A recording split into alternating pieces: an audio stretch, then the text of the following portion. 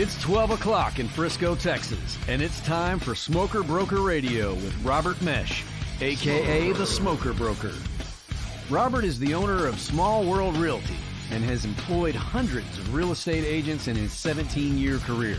He has instructed and mentored over 10,000 real estate agents at the highly acclaimed Champions School of Real Estate and is considered an expert in Texas residential realty. Robert is also an advocate of true entrepreneurial spirit and has helped many to transition from corporate America into the world of self-employment. And now live from the studio to your world, the Smoker Broker. Hey, and welcome everybody to another edition of this episode of Smoker Broker. I am not Robert, and I'm not Brent either. This is the last show of 2020, the last show for my company, KVGI Media. My name is Mark Wariner, and I'm going to host and narrate the show for the next 30 minutes to 45 minutes with Robert and Brent, and maybe some of his staff that comes on. We thought we would do something a little bit different for you today to wish you the last part of 2020 and go in and rein in a great year for full-on adventure and new destinations and endeavors for all of you for the new years in 2021.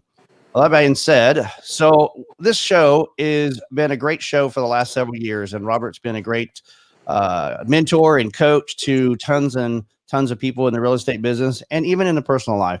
And yes, by the way, he still smokes his meat, and he, from what I understand, it's pretty darn good. Now, I live in Michigan, so I haven't had the pleasure to have any in the 2 or 3 years that we've known each other inside when I was back in the hometown of Texas. I did have the option, but never did really get to have any meat because he was busy, I was busy. So that being said, I'm hoping one day I can get him to send me some meat and dry ice and ship it overnight. And I can find out how good the Smoker Broker really is. So, and he's in the background laughing because this is kind of a show takeover. I had an idea to just do something different with Robert, being this is the last show of the year, and just talk about a recap of what's been going on in 2020 and where we're going in 2021, and just kind of get you a little bit of a back end understanding of what makes them tick and where they've been and where they're going. So without further ado, we're going to bring on Robert and Brent. How are you guys? Hey, Merry Christmas, Happy New Year. And don't feel bad, Mark. I've been with him 10 years. He's only cooked meat for me one time, so it's not like a... Really? Yeah. He's been invited a lot more, though. Then I don't feel so bad then, you know? No. Yeah. I mean, where it's funny because I know Robert gets asked it quite a bit, and I get asked this sometimes too. Is that what's the Smoker Broker about? Right? It's like, does he cook? Is he a chef? And I'm like, no, actually, he's a real estate agent and a broker in the mortgage industry and all. And they're like, what's the smoker? And is he that good? It's far from it when the name comes up because I get a wide variety. I get hey, do you run a barbecue shop? I was like, no. Are you a cook? I'm like, no.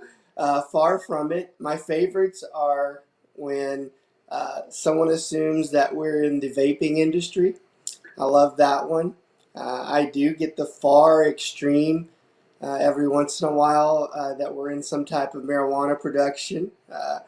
My trademark attorney, their assistant, one time when they were going through patent on trademarking a Smoker Broker, the assistant said, I'm not really comfortable with this guy in trademarking, something that's illegal right now in most of the states. So we get a wide variety of people that mention the name. I've talked about it on many parts of different shows, but the name came from, it was really simple. I was playing cards with this regular group that has people that come in and out, and I sat at one end of the table one day, and someone said, hey, you're that smoker dude.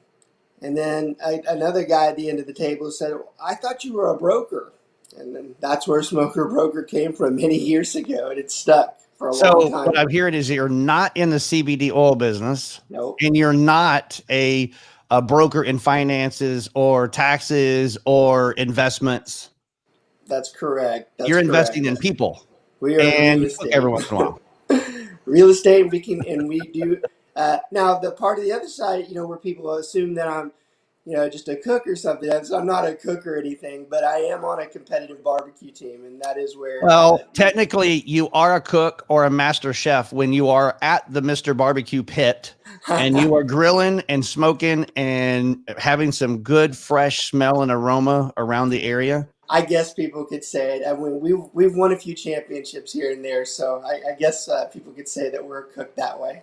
I'll tell you the one thing. See, you've got me hungry now, right? So you had to go straight into the food market. But I'll tell you, if you're in Northern Michigan, I'll tell you the one thing I miss, unless I physically do it myself, is being in neighborhoods when somebody down the street's got their grill cooked up and you smell the aroma down in the neighborhood. I don't have that pleasure unless I go out there and start my own grill. Well, Texas is interesting that way too, because it's amazing how many people cook brisket in this state. I mean, you can smell someone cooking a brisket literally a mile or two away. And Amen. A lot of times you have multiple people doing it. So it's, when they talk about Texas being the barbecue capital of the world, there's a lot of truth to it, because on a given day, you really can go outside and go, man, someone's got the smoker going on. And it's actually a pretty good feeling. Awesome. It smells like burning tires. If it's cooked wrong. That's only if you burn it. Yeah. That's right. It's cooked wrong. Yeah. And you know what's interesting? So talking about a little bit of meat there, I grill pretty decent when I make like turkey burgers or just good. It depends on the meat, right? Because if you have a meat with a lot of fat, it's really, really hard to cook the meat. Yeah. And we recently, I guess because of COVID, because of just shortage on manufacturing and processing, certain meats are getting harder to find. So you just have to kind of get what you get, right? Yeah. And I had to buy some regular meat, and I don't remember the percentage. We'll call it the 80-20 rule. It wasn't what I normally would buy. Yeah. And it had a lot of fat. And I cooked it, and I do a slow cook. I like to do, like when I'm grilling, I like to do it where I just a slow grill. I don't like to get to 600-700 degrees and then char it and all that stuff. I like to, because I don't like pink meat. So I like to get it right to the part where it's just turning the color from pink. And then to me, that's done. I like medium well, but it can be less than that actually. Right. So I got these burgers and I cooked them and they looked perfect. And the moment we got them inside and cut them in half, I was like, what the heck? I didn't even cook them. Yeah. It was like pink and it's just like nothing. So, I had to stick them out there and put it at 200 degrees and let them cook for a while. Yeah. That's a lot of reason why. A lot of times I'll use the pellet grill at home, because the pellet grill cooks very even. Very hard for that to happen on a pellet grill because the temp is consistent throughout the whole piece of it. So you can't, like a normal grill, torch it and the inside still not be cooked. On those, it's cooked all the way through all the time. So that's why I always use the pellet grill at home. So Brent, let's get to you. So am I right? You've been with Robert for the most part from the get-go, or pretty close? I would call he was a baby. Since he still is a baby, by the way. Yeah, kid. Yeah, he's the youngest on this call. Yeah, on this call. By far. It's kind of a love-hate relationship, and I just can't leave. Well, that's good. So, Brent, we know what you do for Robert now. Obviously, you're in his business and you're out doing managing and selling, and you've been through the whole process through his business. What did you do before that? What was the scenario of Brent? Well, I mean, as far as in real estate or just before that? No, what were you doing in career? Where was Brent at? So I was a professional figure skater and figure skating coach for ever. That's just the opposite, isn't it? Yeah, it's not normal, not a normal career path, but didn't want to do that for my entire life. So I got into real estate, and I was originally signed or set to go with another firm. And then I met Robert at our real estate school, Champions, shout out to Champions, and joined on with him. Rock on. Yeah, was practicing part-time for about 8.5 years, something like that. And then finally just switched over last year when we made the switch to Keller. Oh, seriously? I did not know that. So I thought it was actually somewhere about 50-50 that you've been doing full-time for a couple of years. No, but I mean, my part-time job was my pipeline for deals. So that's why, a lot of our agents we encourage to do part-time, because that's where you build your pipeline and everything down the road. Awesome. Yeah. Well, I just see one of your teammates came in. He's got a little bit of a gray screen. So next time I see him come back on. Oh, there he is. Let's see if I can get him on. Blake Sims. Hey, Blake. Hey, how's it going? Good. How There about he is. yourself? Good, good. Well, Blake, I understand you're one of the newest ones of the team. I think I am. Yeah, I've not been there too long. I joined back in June. So Doing a hell of a lot better than I did. Yeah, me too. Well, times have changed. So, Blake, what brought you? So, let me ask you a two-part question. What were you doing before you got into Robert's team? I've done a lot of different things. I've been right before I got into real estate, I was doing like home remodeling and stuff like that. So that kind of journeyed me into real estate. And right before I got with Robert, I was working with a different firm that I joined out of school, and just wasn't a great fit for me. I mean, it's a good, brokerage, but it just wasn't my cup of tea. So I kind of liked Robert from the get-go, and kind of realized I should have probably gone with him from the get-go, and he stuck with me, and I kind of just decided to switch over. So it was time to make the right decision for good change. Sounds like. Yes. So has it been a big drastic change in your life and your family getting into this industry, or did you already have a transition? You just been trying to learn the new ropes? Yeah, I mean, it was definitely, I think for anybody getting into real estate, kind of scary, the unknowns, and, how long is it going to take me to, sell a property where I'm getting paid? And, I think up front, you're dishing out a pretty good amount of cash and just hoping that, it comes back. And so, yeah, it's definitely scary getting started, but I think it's definitely come back and paid off, and I hope it continues to do so. So I think, it was definitely the right decision to get in. So, well, I think there's a lot of payoffs in life. If you just take everything with a grain of salt, you take it one day at a time, take some deep breaths, don't overthink it. Don't try to overachieve. Sure. Just be, it's real simple. The new millennials have the thing, be you and I'll be me. Right. If you could just be you and be comfortable and find that comfort zone and what you're comfortable with you and your family, sure. You do what you can do. And then the other, you don't do it. And what the problem with a lot of real estate agents in the world, and this is my own personal opinion and experience, is a lot of them put a lot of overthinking into it. And they become the overachievers because what they want to do is be number one. Well, not everybody can be number one. No. But the most important thing, it's not about just real estate, but it's about you. If you could just find your niche, find out what you're comfortable with, find out the type of clientele you want. And maybe you can't find that the first year or two, but at some point you can find the type of group of people because it's your connections, it's your network, it's the people that you're connected with every day. And it's your team. You got some great guys at the Smoker Broker firm. These guys have been there for a while, and they see the one thing that a lot of real estate agents don't get, and that's mentoring and coaching. Yes. And helping you walk through they can't do all the work for you, but they can definitely guide you, and that's what you really need. So they do a lot of it. That's good. Yeah. So let's go over to Robert. Robert, so you got this company. How long did it take you that you found Brent? How long were you by yourself where you finally decided that, you know what, I'm going to the next level and I'm going to bring somebody on? Yeah, well, that story, that's a long one.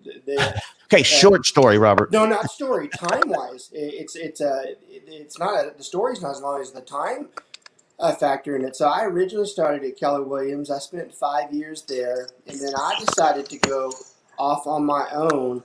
And literally, I started with just a couple agents. I never had any ambition. I was doing this originally to have just a few of my friends doing it with me so that we could help each other when we had other things going on. Because each of us had other endeavors that we were doing. And this was not supposed to be a real full-time thing, So originally it was set up with just a few of my friends, and we caught on very quickly that a lot of people had the similar paths of having to do this part-time, and a lot of the brokerages, especially the modern-day brokerages, don't really encourage it. So we realized that there was a niche in there from the beginning, and we decided just to go ahead and start advertising that more. And then we started attracting people like Brent, and Brent was one of the beginning agents that came on. And we started realizing that there was a successful path in those types of people. Now, the reason why the story is time generated a long way, a lot of people are surprised by the fact that I have not brought anybody on until this past year with Brent. No one has ever helped me run the firm outside of me and my wife originally. And then when we kind of got it to where it was under a better, what do you call it, Comfort zone. routine, yeah, that wasn't needed as much. But then we started growing again, and the technology changed, and we had all these other different types of factors that came into play. So then we did need to have someone that has come through and that's able to support it. Now, here's the thing. There's a lot of people that run the type of firm that I do that start off with transaction coordinators or people that just do just minor grunt work type of things. I went past all that stuff, and I got to where if I was going to let someone do it, I wanted someone who knew how to do the whole thing, to do it from that if I had to step away, that they could run it. And what was great for me is that there were really no other choices when we did this. This was, he was groomed to do this. He had met the loyalty standard in being with us for the longest time. He's been recruited by other people. He could have easily gone other places, probably made a little more money here and there. It wouldn't have been for the long term, but he could have. But he met all the requirements and he learned everything. He did it on his own. He sought to learn the stuff that we do on the back end of this. So for us, when we decided to make this type of move, it was the easiest thing we had ever done because it was long overdue. So our story is weird. A lot of people are very surprised when I tell them that we have never had anybody run the firm until Brent earlier this year. I'm just a fall guy for him. He's kind of set that up. So if the FCC comes in, he's going to take me out. Blake's got to take off. He just came to stop in and chat with us. Well, that's interesting because as a CEO of a company, the biggest thing for a CEO to do, and Robert's done this, and he can probably contest this probably a couple of times over the years, is you got to get out of your own way. Yeah. If you're going to hire somebody, the CEO is the everything position, right? And so therefore, he doesn't want to. It's not there's a lot of trust factor. There's a lot of respect. There's a lot of honor and that comes into being in that position, but it's hard to bring that other person in because you're letting go, even if it's just 1%. You're letting. Well, I'll give you a bigger version of that. You know, I come from working with the executive team at Foot Locker and Foot Action before I did this, and I think one of the toughest things about bringing someone on into your operation is the trust factor, because one of the problems in the corporate world, which I can't stand, is they'll mold somebody so you'll become a director of finance or whatever, and you'll have all these people, you're making all this money, and then they bring in someone below you like Brent, and then they show him how to do everything, and then they're like, well, you make 5 times what Brent does, so let's get rid of you and we'll just let Brent do it and everything will be fine. Well, that's the corporate way, and that's how corporate America works. And the hardest part about being in your own business is that same trust factor, that you've shown someone how to do something, you've shown them your secrets, and you have to trust the fact that they are with you and that they're capable of running the firm like you do. And you're always going to have factors of people who peel off. You know, I have several agents Right. that have gone off and done their own thing. Now, I'm very grateful because each of those agents have always been very respectful of what I've run and have never taken anything in particular. And I think that's out of respect for me. But nonetheless, the fear and the threat always remains when you bring someone in and you train them and you show them everything that you do. That's someone you have to have a lot of trust in, because if you make a mistake there, it can be a fatal one. That is true. To your business and to your future. So. Well, hey, Robert, I know Blake needs to get going. So, Blake, I Yeah. just want to say. So 2 things to Blake, though. One, hey, man, happy birthday, brother. Thank you. It's Yay! his birthday today. He came on. We gave him like a 5-minute notice because we had forgot that we wanted to have someone new on the show just to talk for a little bit. But happy birthday, man. Thanks Thank for everything, too. I can't tell you how proud we are of you, buddy. Yeah. Appreciate it. Thank you. All right. Take care, man. You guys have a Happy happy New New Year. Year. Have a good one. All right. So, Robert, a couple of years ago, I went to a leadership class, and in a 3-day class, I heard everything. What I heard was 5,000 things that you should do as a CEO and 5,000 things you shouldn't do as a CEO. Yeah.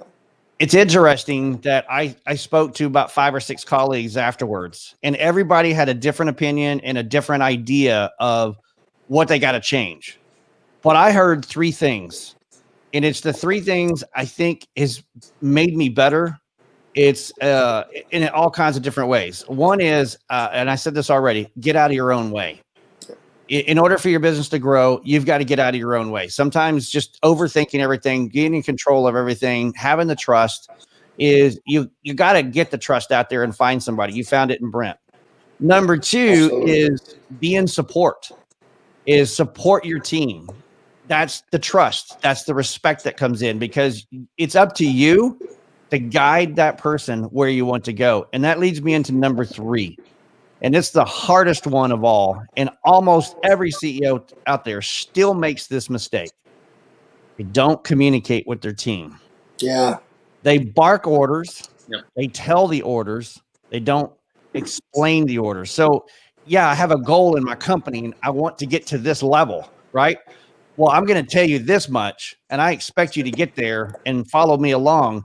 And then you don't have people in control of their own position. They're not owning their job because I don't know what the vision is. Yeah, I have take a lot no of pride clue. in that, and I've got a very good response to that because I've lived by it for the longest time.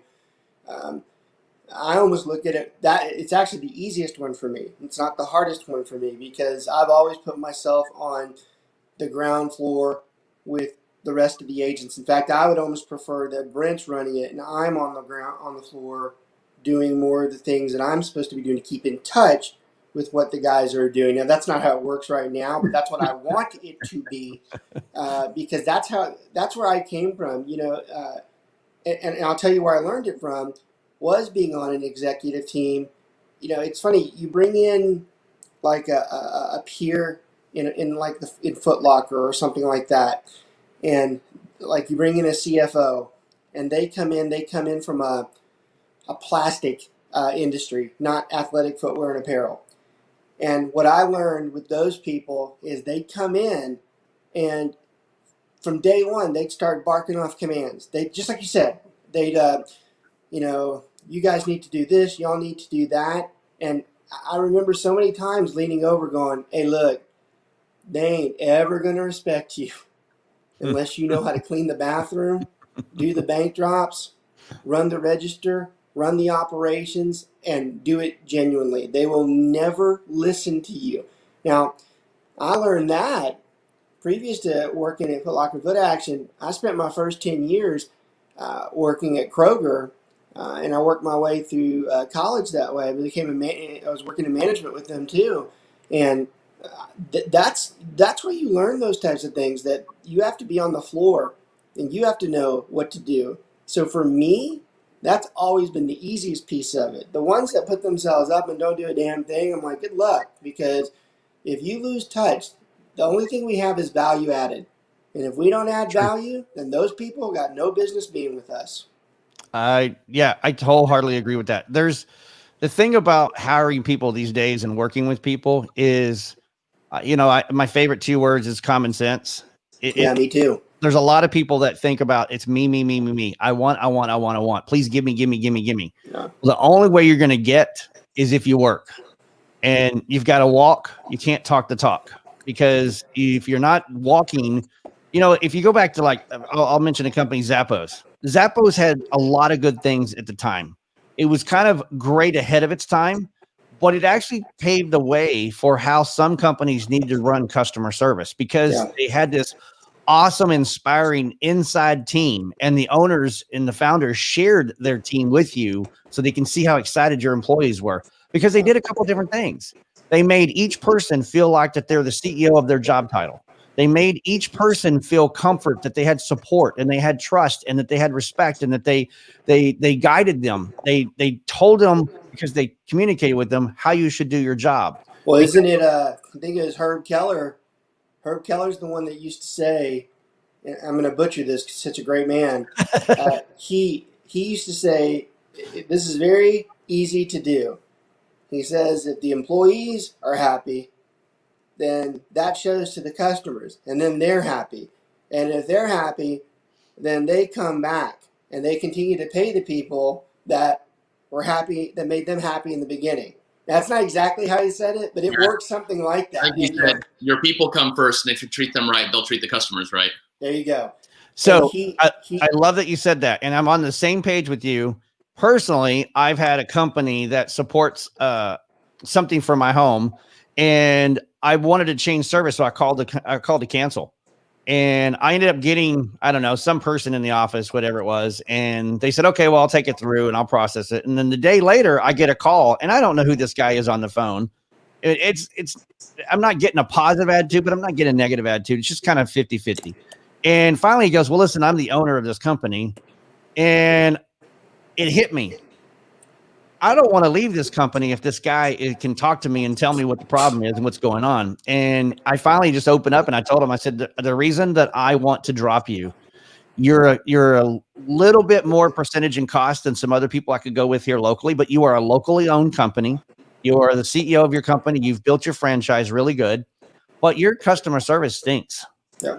I mean, I can't tell you, when I call, I cringe to talk to your customer service. Every single person in there hates their job. And he goes, oh, I don't think that's right. They've been here one of them's been here 17 years. And I go, well, they're in the wrong position.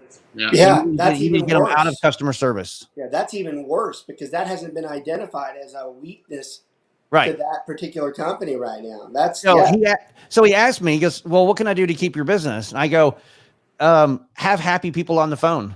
You know, I call not because I want to. I call because of necessity that I need you to help me with my home. And you're a service that provides service to my home. It's that simple. And there's limited people in your industry in my general area. So I want to stick with you, even though you're a little bit more than a larger company that I could go with. But if you could change your customer service, your company will change tenfold. Well, you know, I love this conversation, it's funny. I guess maybe we should do this more often, every once in a while, because I don't have people ask questions, and it reminds me of how important some things are that are on subjects that I don't touch. But customer service is by far the most underrated importance of any business there is. They talk about so many other things, from manufacturing to accounting to good inventory management, and none of it matters if the customer service isn't correct.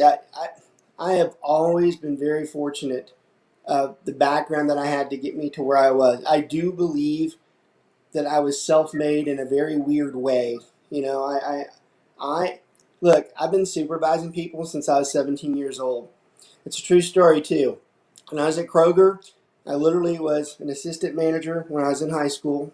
I had about anywhere from 100 to 150 people that I'd be dealing with at any point in time. I went through and eventually became into management with Foot Action and Foot Locker, and then transitioned into real estate and eventually became a real estate broker. And the point I'm making to you is I've been supervising people for that amount of time, but I've had a lot of money spent on me to make sure that I'm customer service trained and customer service oriented. Now, I'm talking a lot of money. It's got to be somewhere in the $500,000 to $1 million range of money that has been spent to make sure that I'm properly trained on customer service. And here's the funny part about that.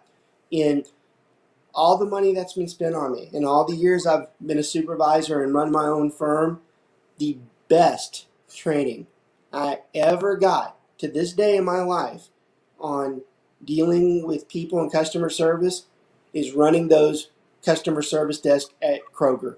Because there, you learn everything. You learn to deal with the rich, the poor, the good, the bad, the happy, the mean, and you have to put yourself on their level to deal with them. And it's a skill that's very difficult it's not easily taught. You have to experience it. And I think that's one of the biggest failures in the modern work ethic today is that too many of the kids are so privileged and entitled that they're not forced to learn that. They're not forced to learn what it's like to serve somebody else. They're actually raised to be more smart aleck, not as respectful. And when you run those types of operations, you learn that you cannot be like that. You have to be respectful or they'll throw you out. Yep. And you have to learn how to solve problems. And to me, that's been the greatest thing when it comes to customer service. And the reason why I expanded on that is because when you brought it up, I always fail to tell everybody that is probably one of the most important components of what it is that we do, is to make sure that that service level is high. There are very few people that ever come back and tell you that a response that I gave wasn't customer service oriented to make sure that they were taken care of in the way they needed to be taken care of. It's probably the most important thing in business that I never would agree with talk that. about. Yeah. And you know what's interesting about that comment, though, is when I think about CEOs and I think about companies, there are two, there's a lot, but there's two major factors of every single business across the world. Number one, every single business is a service. Yeah. Number two, every single business has clients and customers. Yeah. So if you're not providing the customer service and you're in it for the money, you're in the wrong business and you're doing the wrong line of work, because you're going to have customers. I can't tell you enough, Robert, where I talk to people that want to come on and do shows. They have a business and they have this and they have that. And I tell them they're not the right fit for things. And I might even tell them that you're not in the right business, what you do for a living, because you're in it for the money. I recently just had a plumber come to the house to talk to me about running some plumbing lines that I want to do different for the house. And immediately he started to tell me what he would prefer me to do. And I'm like, no, first of all, come back down to my level. This is what I would want. But then tell me why I shouldn't have that. Don't go just down my throat telling me I shouldn't have it. Yeah. But I realize he tells me somewhere in the conversation, it's kind of an innuendo, but I normally don't come out and work with customers. And I was like, wait a second. So you're the owner of your company. You have a staff, but since your staff can't come out, you came out, but you don't want to work with customers. Well, it's funny. We see something similar in the real estate industry. We see a lot of brokerages that when they interview their agents, the person interviewing them is like the fifth or seventh down. Like, where the hell's the guy that runs the place, man? Maybe they ought to come in and peek their head in and see what it is that person wants to bring them in. I mean, don't you think that that's a good idea, that we actually have some type of care that what we're bringing in? And so we see the same thing. We a lot of times don't see the head broker or the owner, on the floor. Now we're fortunate where we are. We actually see that, but there are a majority of the locations in other brokerages that they don't have any part of that. I'm like, I don't know how you run it. I don't know how you can make any decision. I actually intentionally still do deals occasionally so I can keep my feet wet, so I know what's going on. So that someone says, well, this happened. I'm like, it happened to me the other day too. I saw it. You've got to have some understanding as to what's going on, because that exactly what you just talked about is what happens when you don't do that. Absolutely. So let's shift questions here a little bit. Let's go to Brent. Brent, okay, so you did part-time. You came on full-time this last year or so. Yep. He came full-time before then, but I mean, he's running for him full-time. Yeah. 2020 has probably been the most different year for you because you had a lot of factors that came in, right? So you and your family have changed some things personally. Yep. You went full time. You've had to put more effort into this, and now it's become a different career for you.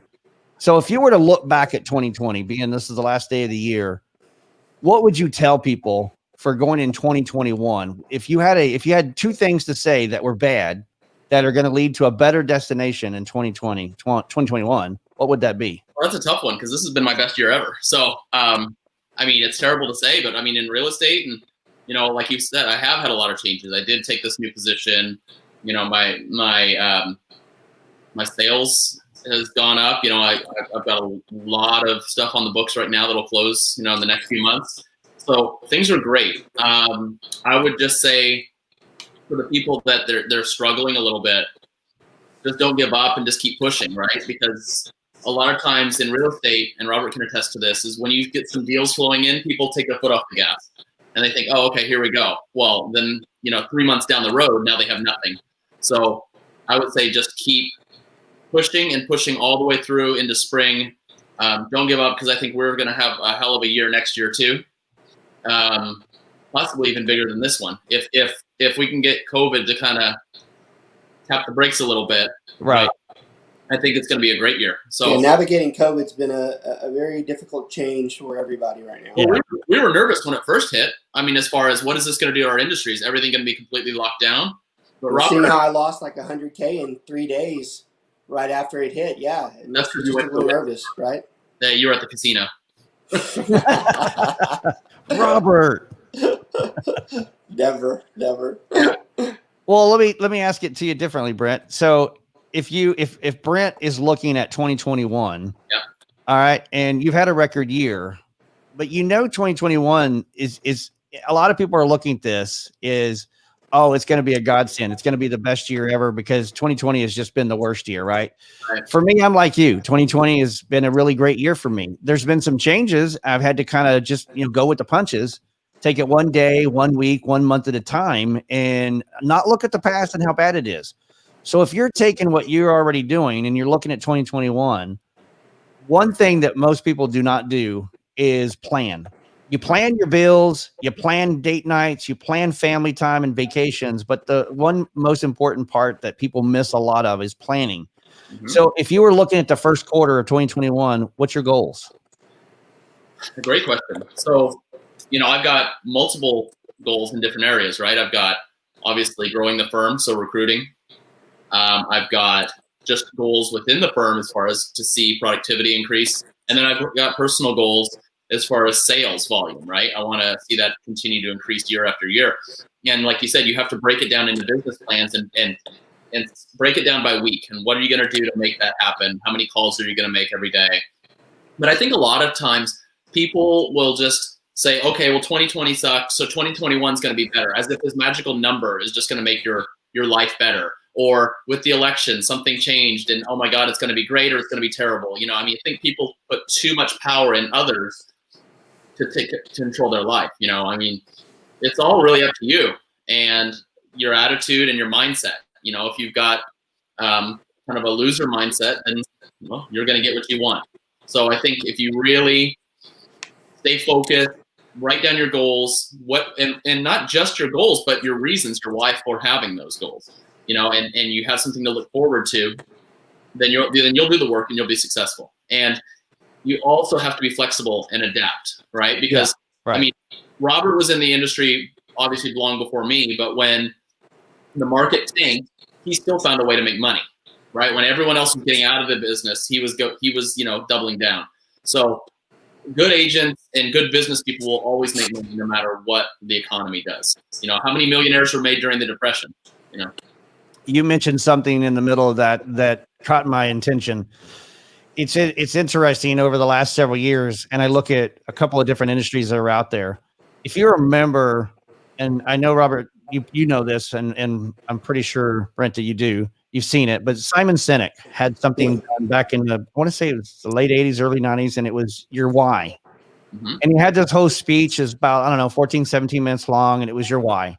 Mm-hmm. And about 2 years ago, I was at a different type of leadership class for military, and I was listening to this guy talk, and there was a lot of these things that were said, what these cadets need to be doing when they come into the service and what they should be doing while they're in service and what they should do when they get ready to ticket out or exit out, either whether they retire or they're out of tour or whatever the process is for that individual. And I was just sitting there going, these people, none of these cadets, they're brand new. They've only been in here for a couple of weeks. They've got 13 weeks of training, and then they've got whatever tour they're going to do for years. They're not going to have any clue in society. And I'm watching this and I'm thinking how difficult it is. And it came back to Simon Sinek, and he said, you need to find your why, right? Well, what I heard in this, and it's something that I've been trying to write a book on and teach about, is know who you are before your why. Because you can't just jump into like 2021 and to be the best year because of a number. Mm-hmm. You can only jump into 2021 is because you set something forth, a goal, a mindset. Everything that controls you and designs you is going to be aggressive because you have a destination, mm-hmm. right? So how could you know your why if you don't know who you are? I like that. And I'll tell you why we have some background there. So Simon Sinek's he's heavily regarded in the Keller Williams world. Yeah. He has been hailed as a guest speaker. His book has been pushed throughout the company. He is thought very highly, and his statement of what is your why is very adapted by even Gary Keller himself throughout the organization, where they ask us to find our why. And I love that, because I do think that you have to have purpose for what it is that you do. But I've always been a little hesitant on that one, because the why, it's like you said, it doesn't mean anything unless you have some substance behind it. Unless you already know what it is that you do and what it is that you do good, then you can't really. Everybody has the same why, love, freedom, flexibility. The whys are always similar, but the way we get to the why is very different amongst people. Even people are standing right next to each other. And so I love the way you said that, because the whys are great, but if you don't know what it is that you do good, then you've got a problem inside yourself, because you should be doing what you do best. Amen. You shouldn't be doing something second or third of what you should be doing what you do best. And this is a problem with all of America. That's why you have millions of Americans who are upset because they go to a job because it's not what they do best. Mm-hmm. It's something that they were forced into. It's a have to, not a why. It's a money driven. They have to go. Yeah. Yeah. They have to go. They have to do it. It's not what they were meant to do. Right. And that is why you have a very unhappy and unhealthy country at times, because they're not doing what they want to be doing. So I love that statement. 100%. If I look at some of my colleagues, Robert and Brent, they're job after job after job, right? Miserable. Right. And they're miserable, and they're money driven. And I get it. They're family driven. They got to have money to take care of the family. But at some point, if you can figure out what you are and who you are, then you can figure out what your why. Your why can't be figured out first. Now, I love Simon Sinek. Don't get me wrong. I love everything. Me too. But it just made me think that you got to know who you are before your why. Yeah. And that's when if you're just a guy that's out there, a guy and girl, and you're wanting to start a business, it's all driven by, it's an idea and money. You got to step back from that, and you got to think about, okay, what niche am I good at? What am I going to do? The number one position that I've seen in the industries that are the easiest to get into without overthinking it is people that are artists. They've already been doing it for a while. They didn't do it just last night. Yeah. They've been doing it for a while, and they have common sense to think that they don't have to overthink it. All they got to do is put some colors together, and look, you're either going to like it or you're going to hate it, right? Yeah. And if you hate it, well, then I'll move on to something else. But they don't start their company right off the bat. They do it for a while. People inspire them, and they get inspired. So that brings me to real estate. 2021 is going to be a great year. I think 2020 for real estate, mortgage, brokerage, I think it's all been probably one of the best years in 10 years. It's just it has been the best ever. Right. My wife's in the mortgage industry, so the numbers have gone up and down, but it's still been a great year. Yeah. The interesting thing that I look back on what you guys do for a living, and if I can put this in a great concept of a sentence, why is it that real estate, and if I just took 5 years, why is it that real estate has been the go-to of the next career move for somebody? Do you guys have any kind of an answer for that at all? I do. Brent, do you want to try first, and then I'll finish it? You want to try first. Listen to that. You want to try? I know the answer. I just want to see if you know it. It's a test, Brent. I think there's the two main things. There's one, they want to be able to work for themselves, and they don't want somebody to tell them what they do or what to do. And then they also want the ability to create financial freedom for themselves, right? They can make an unlimited amount of money, right? Which, right or wrong, that's what most people get into real estate for. And they don't have a boss breathing down their neck.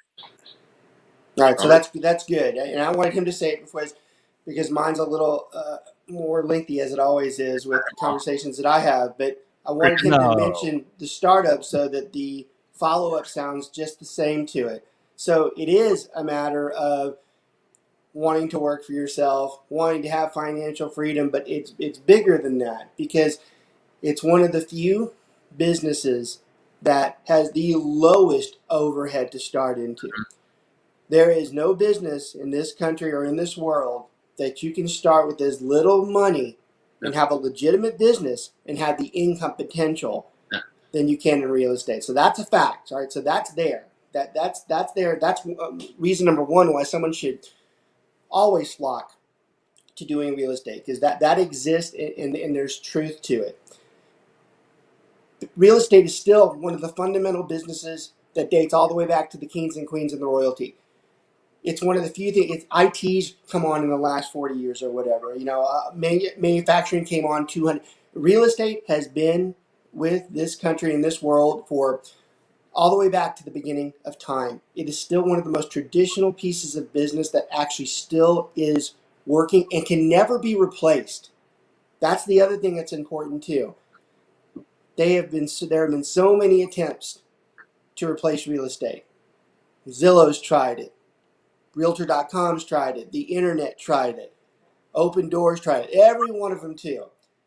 They always come out and say, we have finally figured out how to replace the real estate agent. Yet, with all the technology, everything that works and does it on its own, we're still here better than ever. And in our opinion at this point, we do not see ever being able to be replaced by anything. No machine, no anything out there, because in the end, we still have to deal with personal issues that the machine doesn't know about. The machine still can't tell if someone's about to get a divorce. The machine still can't tell if there's been domestic violence in a house. The machine still can't tell if there's a health issue in the house. Those are things that those can never be replaced. And because of that, it gives us a long-term success rate and a stability rate that can't be found hardly anywhere. In real estate, your career, it's not so much managed by someone coming in and firing you. The only person who really can fire you is yourself. You're the one who controls it. And there's business out there all the time. Even the worst real estate agent in the world can still make money doing this. And that is one of the few businesses in this world that you can thrive like that. And that is why people should strive to be in real estate, because it does give them a freedom to do a whole nother thing, a whole nother career, and even keep their own if they still want it. It gives so much flexibility. I love that answer. That's a good answer. So, Robert, that's a good question. The next segment to get into is 2021. If you have two questions out of this, okay. Number one is, if you had new people wanting to get into the business, when's the right time? And number two is, what's your goal on presenting new business for your ventures? Yeah. So the first question's easy, because now's the time. It has been for the last 5 years, and it's going to continue to be for even the near future. Now's the time. Every month you wait to get into real estate, you're another month behind, because you're building. Now, historically, now is a good time. Forget the market, because January, February, March typically slow months, and you can ease your way into it and be ready for the spring. But right now, the market's been so hot, there really is no slow period. So right now, every minute is crucial to someone who's in real estate. So that one's easy.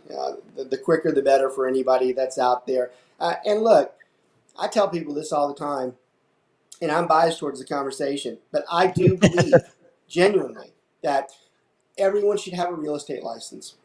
Everyone. It's not hard to get. It doesn't cost very much money. The commissions on your own property in your own lives easily equate to over 100 to 200K for a lot of people out there, and where your cost factor might have been 5,000 for that. It is amazing to me how many people do not have their real estate license. So it's a biased comment, but it's actually a fact too.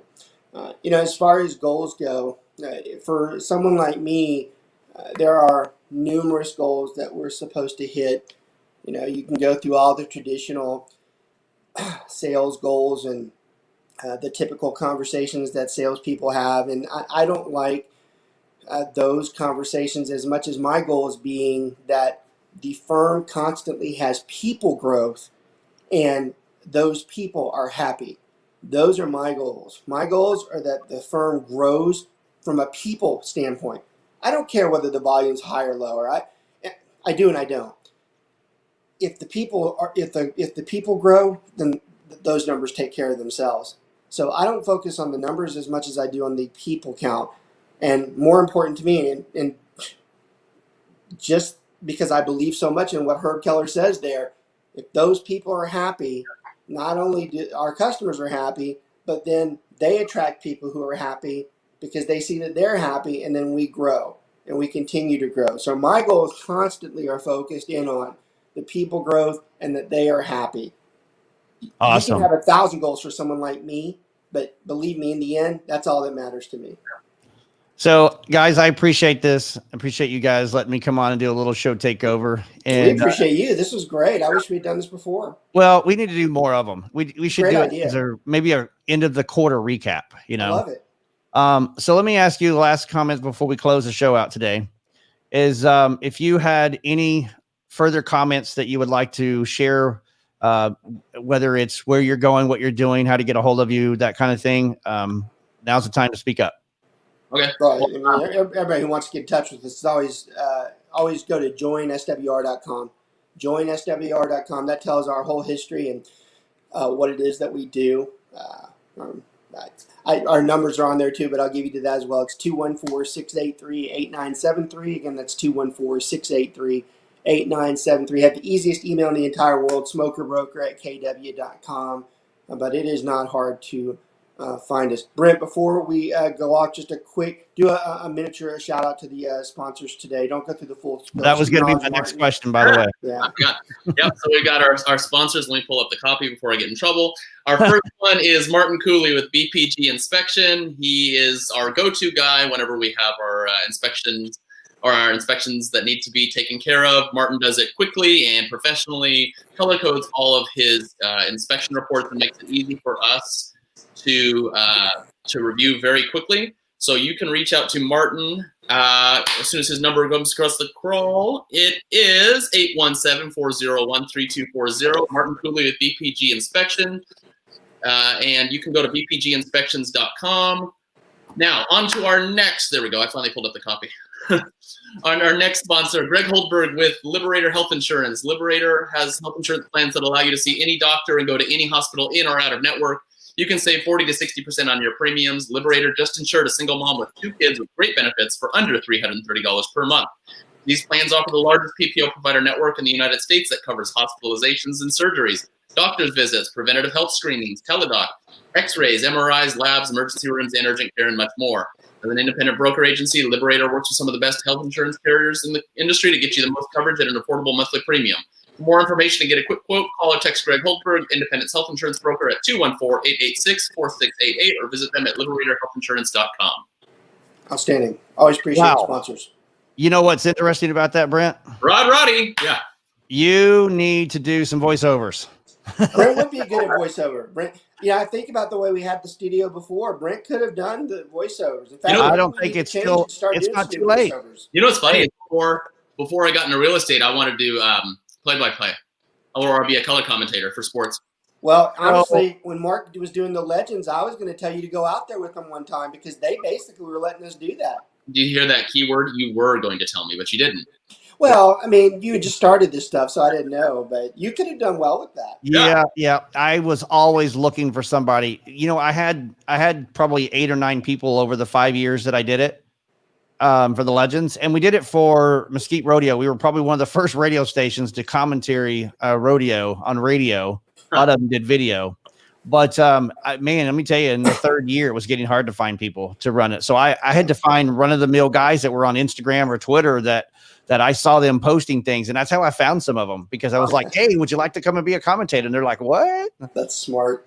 Very smart. I had to do something. I had to, the game's in 3 days and I have nobody can show up for the game. And so, I love it. It's like, I'm the one supposed to bring all the partnership into this deal. And then the game's coming in 3 days and I have nobody to commentate the play-by-play. I did a comment to add before we take off. So, for anybody that wants to get into real estate, and working for 2 people that love what they do, like Robert and I, especially he has to because it's his company. But I mean, I'll work weird hours too. We do it. Yours too. We love it because we do it because we love to to help. And we have no problems answering calls at 11 at night, although I'll be asleep, or 4 a.m. He'll be asleep. But, we really, really love what we do and love supporting our agents. And so when we love what we do, our agents feel that, and then they're happier. So go to joinswr.com, check out our webinar. Will be on next Tuesday, and you can learn about it. Yep. Amen to that. So I will say this to all the listeners that are listening out there before we close, and I'll let Robert do the final end, is coming in the future of probably sometime in January, February at the very, very latest, is there's going to be a lot of new stuff for Robert on this show. A lot of new graphics and new videos and intros and everything that Brent was just talking about, his whole sales technique. There's probably going to be some really cool things that I'm going to be doing for you guys. Guys, thank you so much. It's been a great year. I appreciate your well, I don't even know what I'm trying to say. I appreciate your friendship. I appreciate the business ventures that you guys have put out and what you do for a living. You guys are always inspirational. I think you guys have been great for the industry. I think the industry is an injustice because they don't know you guys. Yeah. And I believe that if you're telling people to become a part of the industry, they need to know you guys, even if it's just mentoring and coachship and just in things like that, where you can help and guide and mentor them in the industry, even if they don't come work for you. You guys are great at that. So thank you so much, guys. Happy holidays and absolutely happy new year. Looking for 2021. Robert, take it away. Yeah, and that's a great way to end for us too. We are in the initial phases of putting a lot more social media focus with consultants as to how we get our name out there, and we're getting better at what it is we do and better at advertising what it is that we do. And we have a very optimistic view of the future for what it is that we're doing. And just like you, we have a lot of big things coming up that really should alter the way a lot of people do things and make it easier for them to practice real estate. So there's a lot of upswing for us as well. I want to always thank the studio. KVGI has been extremely important to us the last 3 years. I don't think enough people put enough emphasis on how simple what you would think is a little podcast, how powerful it is. Even if you look at the live watch, our show is not watched live very often, but the archive watches are very good for us. And, in our business, where we have numerous agents throughout the week that have decided to come on and join us because they watched one of our shows. They have cyberstalked us. Mm-hmm. And on KVGI, it's very easy because you can just flip back and you see our shows. We have a lot of people that we don't even know that go to watch our show. So the podcast to us has been invaluable. I mean, we don't even know the value to put on it because we think there's probably more that people that just don't tell us that. So KVGI has been extremely important to us. I love how we've evolved from, being in studio to having to deal with the pandemic to making this a regular and a part of our business and our part of our weekly task. So that's been great for us as well. So we're always very thankful to that. And we're always very thankful to everybody else who watches out there. We cannot thank y'all enough for continuing to push the show. We are going to continue to provide the resources that you need to be better agents, to understand the industry better for the general public as well. So want to thank everybody. We cannot be more sincere when we tell everybody we wish you a so much better new year. It is probably the first time in anybody's life where someone genuinely says, I hope you have a happy new year, because I think all of us are ready to push this aside. I'm very thankful that today is the last day. So let's be glad that this one's gone, and let's start off the decade this year instead of this past year, and hope that it's a better one. Thanks for everybody watching. We really appreciate it. Bye-bye. Happy New Year, guys.